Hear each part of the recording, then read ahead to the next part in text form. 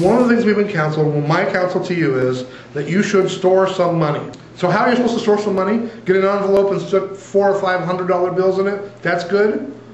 Maybe not. If you need to go out and buy some bottled water and it's $15 and you have a $100 bill, you're forcing that other person to make change in a time when there's no change to be had. So what should you have if there's no change to be had? $20. Change. I store rolled quarters, dimes, nickels, pennies, as well as a lot of smaller bills, ones, fives, those kind of things. So that, you know, if it's 75 cents, I don't have to give the guy $1, wait for a quarter back. I have 75 cents. And after there's no banks, and you know, if banks are not working, I think that the retailers and people trying to sell stuff will appreciate the fact that there are some coinage and smaller things to use. People might have lots of big dollars but no little dollars. So store smaller money. Also, if you store pennies, dimes, quarters, nickels, dollars, those are made out of metal.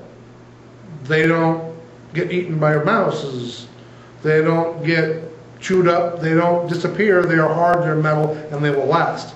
Even better, if you can get your hands on pre-1965 dimes, nickels, quarters, half dollars, and dollar bills. Why is that? Silver. They're made out of real silver.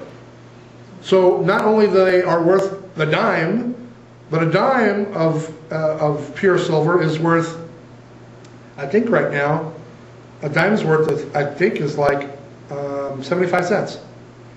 A silver half dollar is worth, I think, $8, I think. I could be wrong. I'll look it up and I'll put it right here. Its real value is. And then a silver dollar is worth like 12 or 15 bucks. And it's obviously goes along, but it's actually real silver.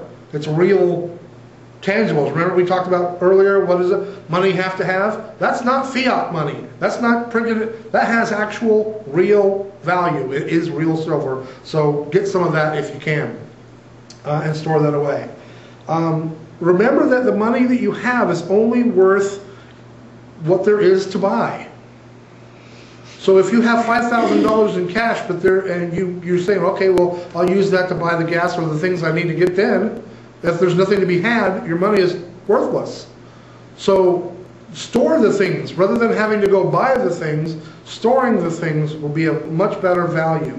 For example, I said this before, one of the gentlemen said that the price of tuna was going up. My family, we eat tuna a lot. I love tuna. So we went out and bought a lot of tuna. I think we bought a couple of $100, maybe more, of tuna. The price of tuna went up 35, 30, 40% in late spring. I mean, I couldn't get that kind of money if I went to Vegas.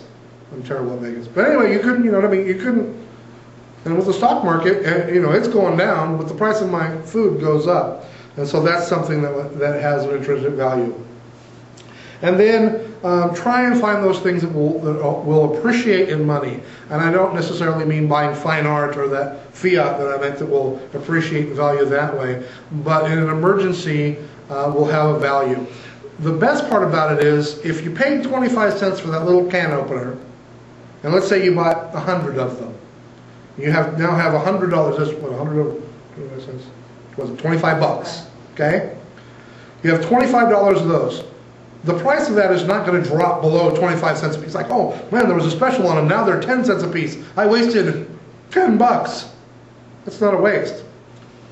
But if an emergency happens or something like that, each one of those will be worth 10 times their value and have a lot more value than the $25 you might have spent stocking up on those things. So store some money. Store it in small rolled coins, small bills, something like that, and then stock up on those things that will have a greater degree of value if an emergency should occur.